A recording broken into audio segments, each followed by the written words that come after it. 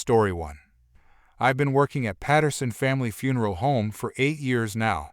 In that time, I've seen my share of grief, drama, and family tensions. But nothing prepared me for what happened last Tuesday during the Henderson Memorial Service. Let me back up a bit. I started this job right after college when my father, who owned a funeral home, had his first heart attack. He needed help running the business while he recovered, and I figured I'd stick around for a year or two before finding something else. 8 years later, I'm still here. Turns out I'm good at this work, helping families through their worst moments, making sure everything runs smoothly when people are falling apart. It's not glamorous, but it matters. The Henderson service was supposed to be straightforward. Mr. Henderson was 73, passed peacefully in his sleep after battling cancer for 2 years. His daughter and son had arranged everything a week prior. Simple service, open casket for the first hour, then closed for the remainder. About 50 people were expected. Standard Tuesday afternoon funeral. I was in the main chapel making final adjustments to the flower arrangements when the front door slammed open. A woman in her 50s marched in wearing a bright red dress and oversized sunglasses, her heels clicking loudly on our hardwood floors. The service hadn't started yet, but family members were already seated in the front rows, quietly talking among themselves. The woman, "Where is the person in charge here?" "Me, I'm the funeral director. How can I help you?" The woman, "I need to speak with you immediately. There's been a terrible mistake with my uncle's preparation." I glanced toward the casket, then back at her. Something felt off, but I kept my professional demeanor. "Me, of course. What seems to be the issue?" The woman, "He doesn't look peaceful enough. I specifically requested that he look serene and at rest, but he looks wrong. I want a full refund, and I want you to redo his makeup right now." "Me, ma'am, I'm sorry, but I don't have any record of you being involved in the arrangements. Could you tell me your name?" The woman, "I'm his niece." "Well, his wife's sister's daughter, but that's family. I have every right to be here and to demand proper treatment for my uncle." Mr. Henderson's daughter approached us. I could see the confusion and growing irritation on her face. "Daughter, excuse me, but who are you? I don't recognize you." The woman, "I'm family. I'm here to pay my respects to Uncle Harold, and I'm disgusted by how he's been presented. This is completely unacceptable." "Daughter, Uncle Harold? His name was Robert, and I've never seen you before in my life." The woman's face flushed red, but she didn't back down. The woman, "Names don't matter. What matters is that this funeral home has done a terrible job, and I demand they fix it immediately. Open that casket and redo his makeup." More family members had gathered around us now. I could see the service was about to start, and this woman was creating exactly the kind of disruption that makes an already difficult day unbearable for grieving families. "Me, ma'am, I'm going to have to ask you to lower your voice. The makeup was done according to the family's specifications, and we cannot make changes at this point." The woman, "I don't care about their specifications. I want what I paid for." "Daughter, you didn't pay for anything. I paid for everything." The woman ignored her completely and started walking toward the casket. Several family members moved to block her path. The woman, "Get out of my way. I have every right to see him properly presented." She actually tried to push past Mr. Henderson's son to get to the casket. That's when I knew we had a serious problem. "Me, ma'am, I need you to step back from the casket immediately." The woman, "No, I'm opening it right now to show everyone how poorly you've done your job." She lunged toward the casket, trying to lift the lid. Mr. Henderson's son grabbed her arm to stop her. "Son, are you insane? Get away from my father." The woman, "He's my uncle too. I have rights here." "Daughter, you are not related to us. I've lived here my entire life, and I've never seen you before. Who are you really?" That's when it all came out. Through the shouting match that followed, we learned that this woman had somehow found out about the service through social media. She wasn't even a distant cousin. She had been married to someone who was distantly related to Mr. Henderson's wife's family, and that marriage had ended in divorce 3 years ago. She had no connection to the family whatsoever. But she wasn't done. Even after being exposed, she continued her tirade.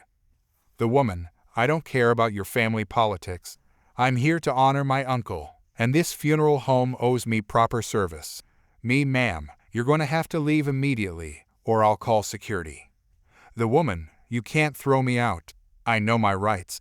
I'll sue this place for discrimination and poor service.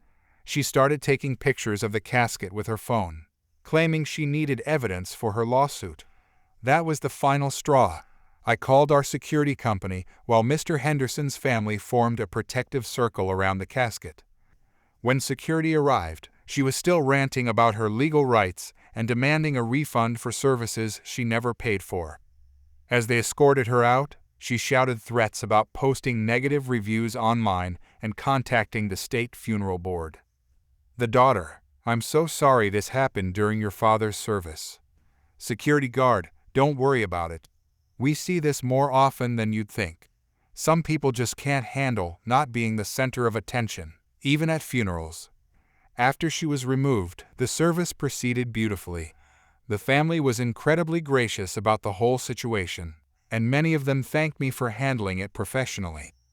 Mr. Henderson's daughter even sent a lovely thank you card the following week. 2 days later, we received a complaint letter from the woman demanding a full refund of $8,000 for emotional distress and substandard service. She had apparently convinced herself that she had actually paid for the funeral arrangements. Our lawyer sent a response explaining that she had no legal standing and that any further contact would be considered harassment. The best part?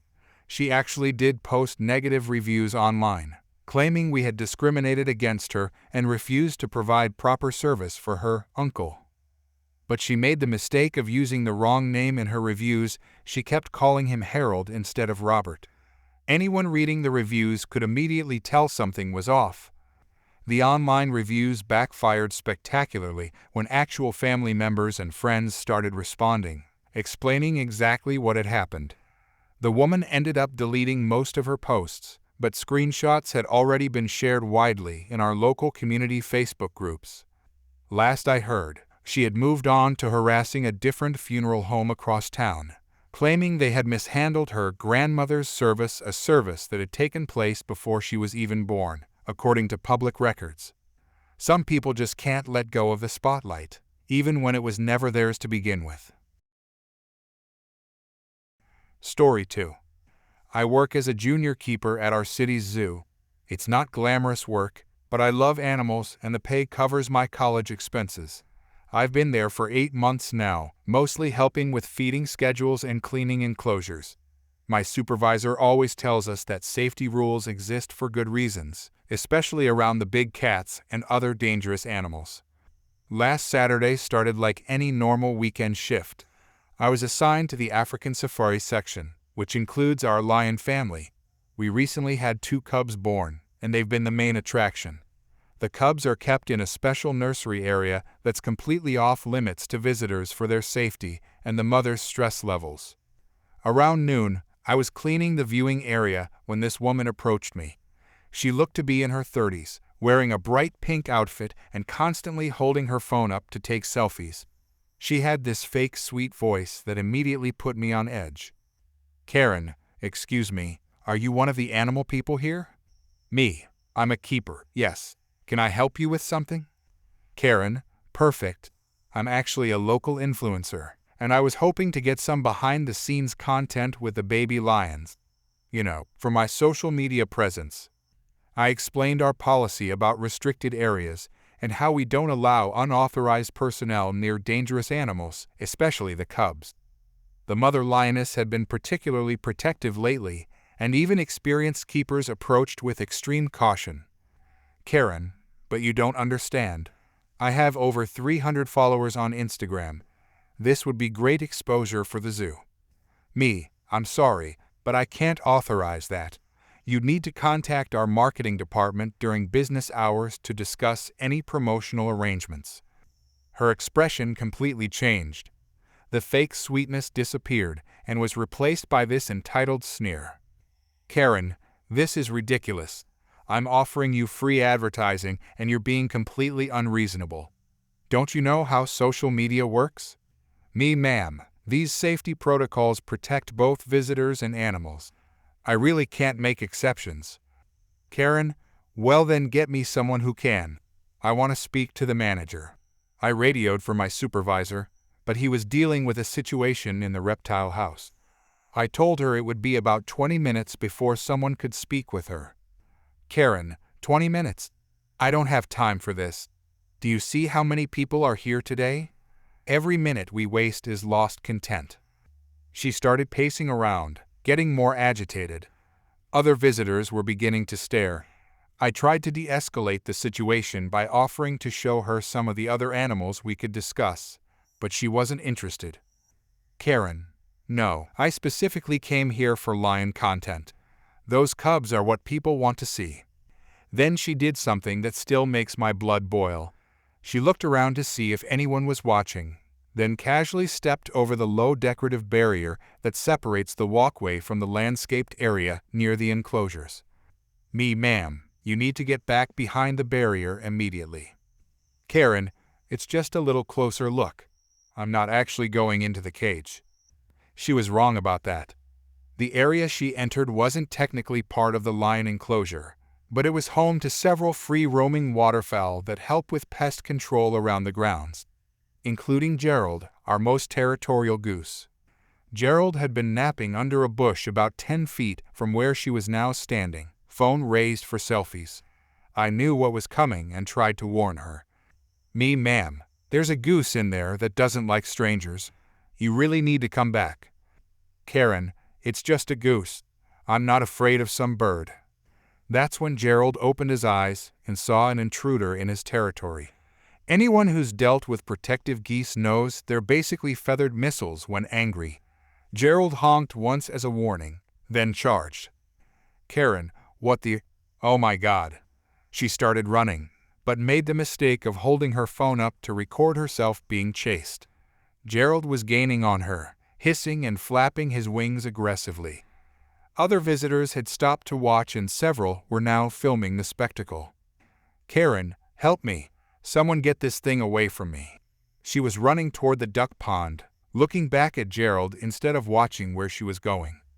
The pond has these decorative stones around the edge that get slippery from water splash. I saw the disaster coming, but couldn't get there fast enough. Her foot hit a wet stone, and she went down hard, tumbling straight into the shallow pond with a huge splash.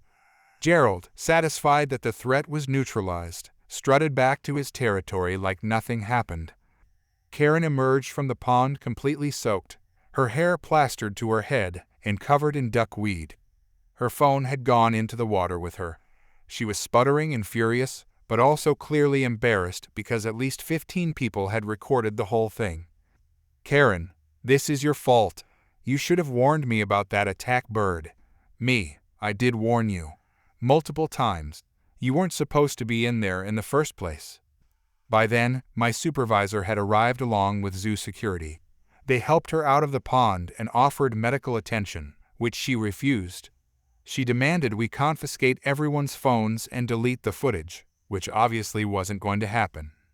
My supervisor calmly explained that she had violated clearly posted safety regulations and would need to leave the premises. She started threatening lawsuits and demanding compensation for her ruined clothes and phone. Security guard, ma'am, we have cameras throughout the facility. The footage clearly shows you ignoring staff instructions and entering a restricted area. That shut her up pretty quickly about the lawsuit threats. The best part came later that evening. One of the visitors who filmed everything had posted it online with the caption, "Influencer with 317 followers demands VIP treatment at zoo, gets chased by angry goose instead."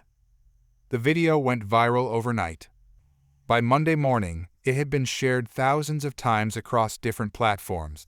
People were making memes about her influencer status and her spectacular fall into the duck pond. Someone even set it to music. The irony wasn't lost on anyone.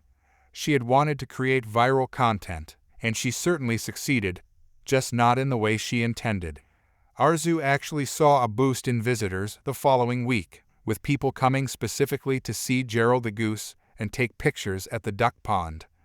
I learned later that she did try to complain to zoo management about the incident.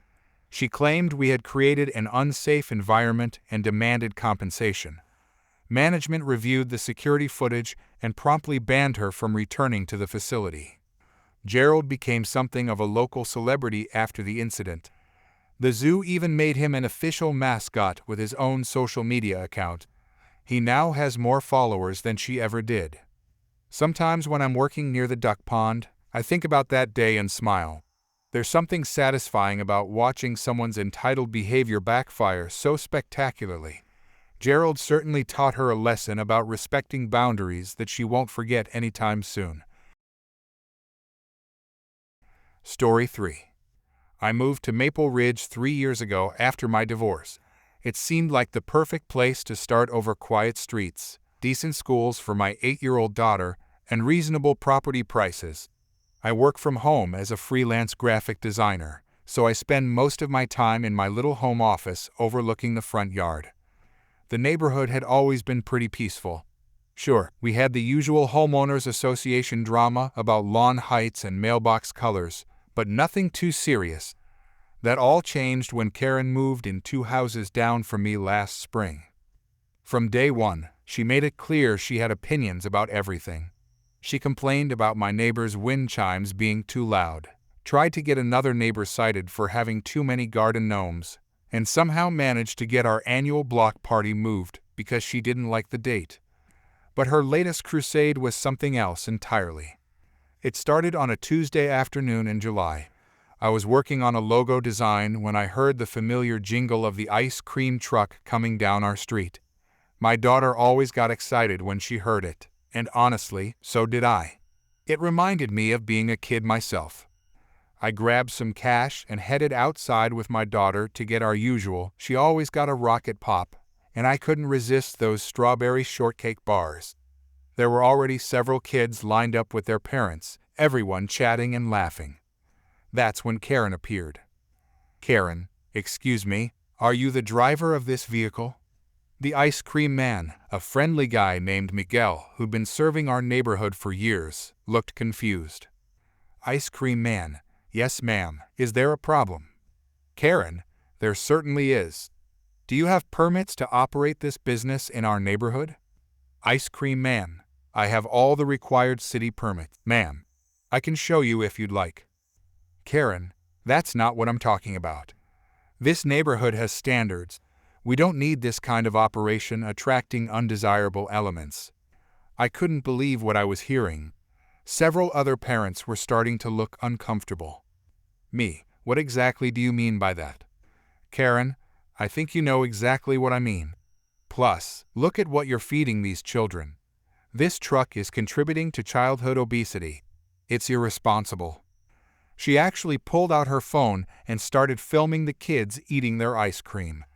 One little girl started crying because Karen was pointing the camera right at her. Karen, see? Look at the sugar content in these products. This is child abuse. Me, you need to stop filming our children right now. Karen, I have every right to document what's happening in my neighborhood. The ice cream man looked mortified. He quickly served the remaining kids and drove away, probably to avoid more confrontation. But Karen wasn't done. Over the next few weeks, she launched what she called her neighborhood health and safety campaign. She went door to door with a petition to ban the ice cream truck permanently.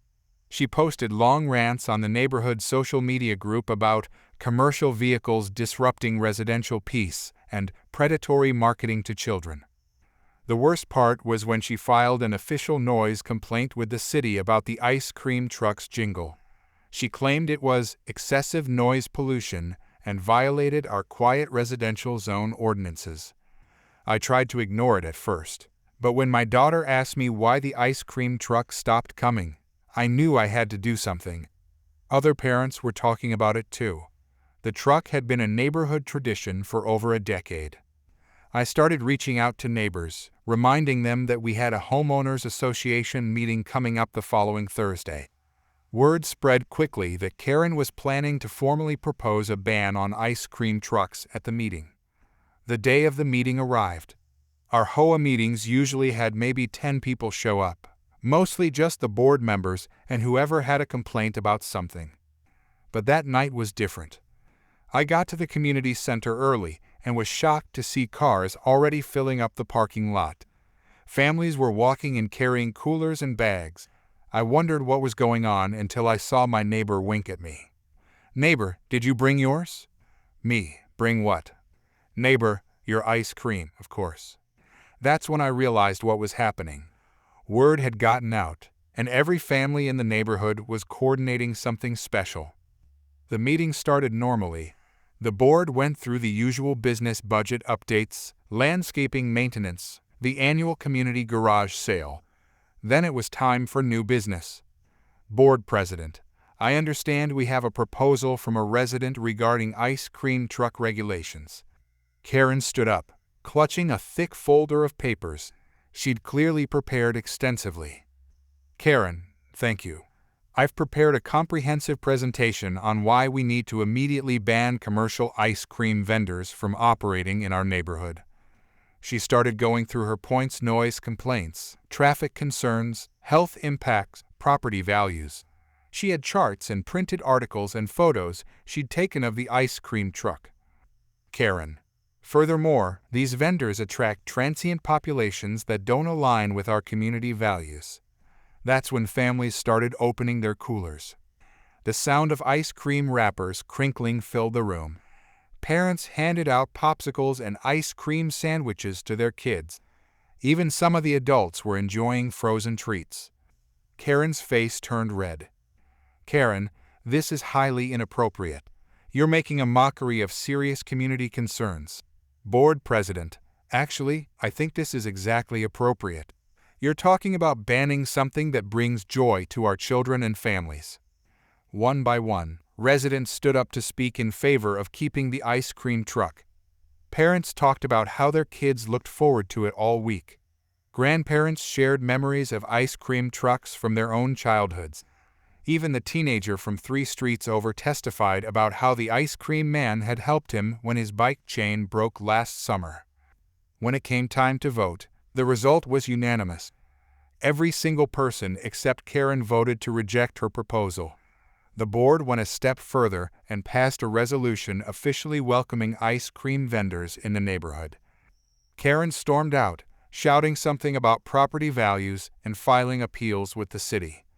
The next week, when the ice cream truck's familiar jingle echoed through our streets again, it felt like a victory. My daughter got her rocket pop, I got my strawberry shortcake bar, and Karen's house had a "for sale" sign in the front yard. Sometimes the neighborhood really does come together when it matters most. Story 4. I've been dealing with celiac disease for 8 years now, ever since my diagnosis changed my entire life. What started as mysterious stomach problems and constant fatigue turned into a strict gluten-free lifestyle that I never asked for but had to embrace. Finding safe places to eat became a full-time job, and Sweet Dreams Bakery downtown was one of the few spots I could actually trust. The bakery had become my weekend ritual. Every Saturday morning, I'd make the 20-minute drive to get their amazing gluten-free blueberry muffins. The owner's daughter has celiac too, so they really understand cross-contamination and take all the right precautions. Their gluten-free section is completely separate. They use different utensils, and they even bake the gluten-free items first thing in the morning before any regular flour gets in the air. This particular Saturday was busier than usual. The line stretched almost to the door, about 15 people deep. I didn't mind waiting. Good gluten-free baked goods are worth it, and I had nowhere else to be. I was scrolling through my phone, occasionally glancing at the display case, when this woman burst through the front door like she owned the place. She was probably in her 40s, wearing expensive workout clothes and carrying a designer purse that cost more than my monthly rent. Her blonde hair was perfectly styled despite claiming she'd rushed over in an emergency. She pushed past several people in line and marched straight to the counter. "Karen, excuse me. I need help right now. This is a medical emergency." The teenage girl working the register looked confused and a little scared. "Staff member, Ma'am, if you're having a medical emergency, should I call an ambulance? Karen, no. I'm deathly allergic to gluten, and I can smell it everywhere in here. I need to be served immediately before I have a reaction. This is about my safety. I looked up from my phone, immediately skeptical. The bakery always smells like fresh bread and pastries. That's kind of the point. If someone was truly that sensitive to gluten, they probably wouldn't be able to walk into a regular bakery at all. The girl at the counter was clearly trying to be helpful despite being thrown off by the situation. Staff member, oh, okay. We have some pre-packaged gluten-free cookies right here that are completely safe. They're made in a separate facility and sealed. She reached for a package of chocolate chip cookies from the dedicated gluten-free display. Karen, are you kidding me? That's not fresh gluten-free. I drove all the way here for something fresh and delicious, not some stale packaged nonsense. I need you to make me a custom cake right now. Something big enough for my book club meeting this afternoon. The poor girl looked even more confused. Staff member, ma'am, our custom cakes usually take at least 24 hours notice. And if you have a severe gluten allergy, I'd need to talk to my manager about the special cleaning procedures we'd need to follow. Karen, I don't have 24 hours, I need it now. And don't give me some lecture about procedures, just make it happen. People in line were starting to murmur and look annoyed. A few people had their phones out, probably hoping for some social media content. I could feel my blood pressure rising, but not because of any gluten exposure. The manager came out from the back, probably hearing the commotion. Manager, what seems to be the problem here? Karen, finally, someone with authority. I need a custom gluten-free cake immediately. Your employee here is being completely unhelpful and doesn't seem to understand that I have a life-threatening medical condition. Manager, I understand your concern, but our custom cakes require advance notice for proper preparation, especially for allergen-free orders. We take gluten allergies very seriously here and have specific protocols to ensure safety. Karen, protocols. I don't care about your protocols. I'm a paying customer with a medical emergency. That's when I'd had enough. I stepped out of line and walked toward the counter. Me? Excuse me? But I couldn't help overhearing. You said you're deathly allergic to gluten? Karen turned to look at me with an annoyed expression. Karen? Yes, and this is a private conversation. Me? Actually, it's pretty public since you announced it to the entire bakery. I have celiac disease, which means I literally cannot process gluten without serious health consequences, and I'm curious about a few things you said. Karen, oh great, another person trying to insert themselves into my business. Me, if you're so sensitive that you can smell gluten and it's dangerous for you, how exactly did you make it through the door? This bakery uses regular flour for most of their products. The air is full of flour particles, especially on busy mornings like this. Karen looked flustered but tried to maintain her authority. Karen, I'm holding my breath, obviously.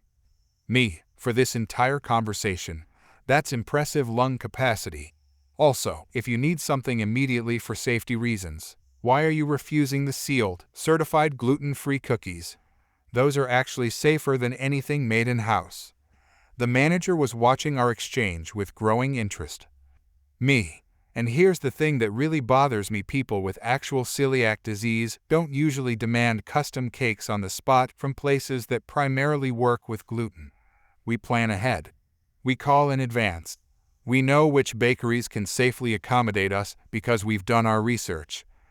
Karen, how dare you question my medical condition? You don't know what I go through. Me, you're right. I don't know what you go through, but I know what I go through. I know what real celiac disease looks like, and I know that someone who's truly deathly allergic to gluten wouldn't be standing in a regular bakery demanding fresh custom cakes while refusing the actually safe pre-packaged options. The crowd was getting more interested now. A few people were nodding along with what I was saying.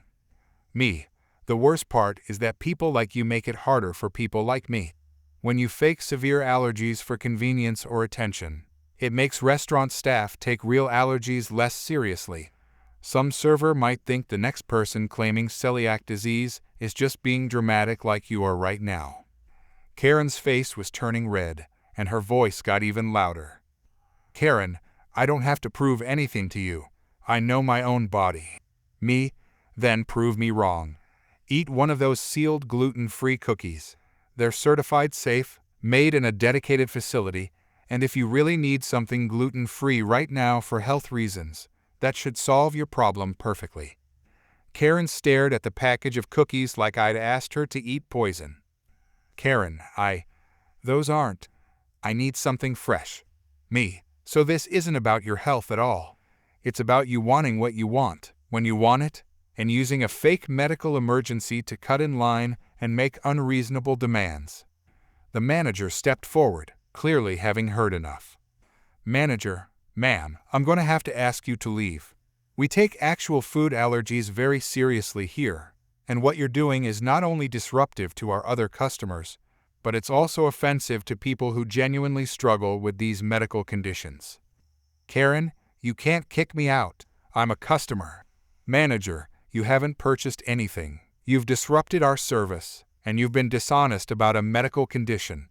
Please leave, or I'll call security. Karen looked around the bakery, probably hoping for support, but everyone was either staring at her with disapproval or pointedly ignoring the scene. Karen, fine. This place has terrible customer service anyway. I'll never come back here. Manager, that would be appreciated. Karen stormed out, mumbling something about lawyers and Yelp reviews. The bakery fell quiet for a moment before conversations slowly resumed. The manager walked over to me. Manager, thank you for speaking up. We see this more often than you'd think, and it really does make our job harder when we're trying to help people with legitimate dietary restrictions. Me, no problem. I hate seeing people fake this stuff. It makes life harder for everyone who actually needs accommodation. When I finally got to the counter, the staff member from earlier smiled at me. Staff member, your muffins are on the house today. Thanks for standing up for people like us who are just trying to do our jobs right. I walked out with my free muffins and a reminder of why I love this little bakery so much. They really do care about doing things properly, and they don't deserve to deal with people who think medical conditions are just tools for getting their way. The best part was seeing Karen's car still in the parking lot 10 minutes later, apparently trying to find another bakery on her phone. Good luck finding someone willing to make you a custom cake on the spot anywhere else in town. Story 5. I've been working at Rainbow Fun Zone for 3 years now. It's one of those indoor party places with arcade games, laser tag, and those climbing structures that parents love because they tire out the kids. I started here right after high school when I needed money for community college. What began as a temporary job turned into something more when I realized I actually enjoyed making kids happy on their special days. The job isn't always easy. Parents can be demanding, kids can be chaos, and weekend shifts are non-stop. But there's something magical about seeing a child's face light up when they walk into their perfectly decorated party room. That's what keeps me going, even on the tough days. Last Saturday started like any other weekend shift. I clocked in at 10 a.m. and immediately began setting up for our first party of the day. The reservation was for an 11-year-old boy's birthday at noon. His mom had called 3 times that week to confirm everything was perfect. She'd chosen our deluxe superhero package with blue and red decorations, a custom banner, and even arranged for our mascot costume to make an appearance. I spent the morning hanging streamers, setting up the balloon arch, and arranging the superhero-themed tablecloths. The room looked amazing. I even took a quick photo to show my manager later because I was particularly proud of how the decorations turned out. At 11:30, I was in the kitchen helping prepare the pizza when I heard commotion from the party room. I walked out to find a woman I'd never seen before directing about 15 people as they rearranged our carefully placed decorations. Me, excuse me, ma'am. Can I help you with something? Karen, oh good, you're here. I need you to take down these tacky blue decorations and put up something more appropriate. Pink would be better. This is for my daughter's birthday, and she hates superhero stuff. I stared at her, completely confused. I double-checked the reservation sheet in my hand. I'm sorry, but this room is reserved for a boys' superhero-themed party starting at noon. There must be some mistake. Karen, no mistake. I booked this room weeks ago for my daughter's birthday. Check your system again. Her guests had already started moving chairs around and removing some of our decorations. A few kids were running around, and one had spilled juice on our custom tablecloth. Ma'am, I need you to stop moving things around. Let me get my manager to sort this out. Karen, don't you dare walk away from me. I paid good money for this room, and I expect it to be set up properly. Your incompetence is ruining my daughter's special day. I hurried to find my manager, Dave, who was dealing with another party setup. I quickly explained the situation, and he followed me back to the room. By now, Karen's group had completely rearranged half the decorations and were setting up their own birthday banner. Dave, good morning. I'm the manager here. I understand there's some confusion about the room reservation. Karen, finally, someone with authority. Your employee here is trying to tell me this room isn't mine. I specifically booked the large party room for today at noon for my daughter's 7th birthday. Dave, let me check our reservation system right away. He pulled out his tablet and scrolled through the bookings while Karen tapped her foot impatiently. Dave, ma'am, I'm looking at today's reservations, and I show a superhero-themed party for an 11-year-old boy starting at noon. I don't see any reservation under your name. What name would the booking be under? Karen, this is ridiculous. I don't need to prove anything to you. I'm here, aren't I? Would I just show up randomly with 15 people and decorations? Dave, I understand your frustration, but I need to verify the reservation. Could you show me your booking confirmation or receipt? Karen, I don't carry around paperwork like some paranoid person. I made this reservation over the phone weeks ago. Dave, what phone number would you have called from?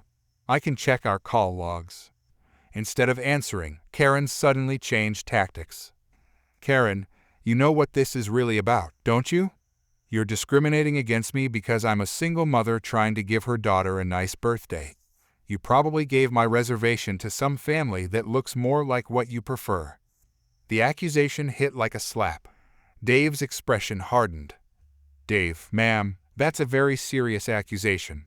We serve all families equally here. I'm going to need you to either provide proof of your reservation, or I'll have to ask you to leave so we can prepare for our confirmed booking. Karen, I'm not going anywhere. My daughter's friends are already here. You can't just kick out a birthday party. At that moment, I saw the real birthday family through the window. The mom was carrying a superhero cake, and her son was practically bouncing with excitement in his costume cape. Dave, the actual birthday family just arrived. Dave looked at his tablet again, then at Karen. Dave, ma'am, I've triple-checked our system. You do not have a reservation here today. I'm going to have to ask you to gather your belongings and leave immediately. Karen, this is outrageous. I'm calling corporate. I'm posting about this online. You'll be hearing from my lawyer. Dave, you're welcome to contact whoever you'd like, but right now I need you to leave. I'm calling security. Karen, security? Are you kidding me? Over a simple booking mix-up? Dave, this stopped being a simple mix-up when you accused us of discrimination and refused to leave when asked politely. Within minutes, 2 security guards arrived. Karen was still ranting about lawyers and discrimination, but her guests were already gathering their things, looking embarrassed. Her daughter was crying, which made me feel terrible, even though none of this was our fault. Security escorted Karen's entire group out, while she continued shouting threats about bad reviews and lawsuits. I felt awful watching that little girl cry, but there was nothing else we could have done. The real birthday family had been waiting patiently in the lobby during all this chaos. When we finally got them to their room, the mom was incredibly understanding. Birthday mom, I'm so sorry you had to deal with that. Is everything okay? Dave, we're the ones who should be apologizing. This shouldn't have happened, and I'm sorry your son's party got delayed. Birthday Mom, these things happen. At least we know we're at the right place. Dave made an executive decision that restored my faith in good management. Dave, you know what? For the inconvenience, we're upgrading you to our premium package at no charge. That includes extra arcade tokens, a longer laser tag session, and we'll throw in our photo package too. The birthday boy's eyes went wide. Birthday boy, really? The premium package? Mom, did you hear that? His excitement was infectious. Within minutes, the room was filled with happy kids, and you'd never know there had been any drama. I spent the rest of the shift making sure this family had the best party possible. 2 hours later, as the party was winding down, the birthday mom pulled me aside. Birthday Mom, thank you for handling everything so professionally. I could tell that woman really rattled you, but you kept it together. Me, just doing my job, ma'am. Birthday Mom, well, you did it well. My son keeps talking about how this was his best birthday ever. As I cleaned up after they left, I found myself smiling. Karen probably never got her daughter's party that day, and she definitely didn't get the satisfaction of bullying us into giving her what she wanted. Sometimes the system actually works the way it's supposed to. The best part? Her threatened bad reviews never materialized. Funny how people who make false accusations rarely follow through when they know they're in the wrong.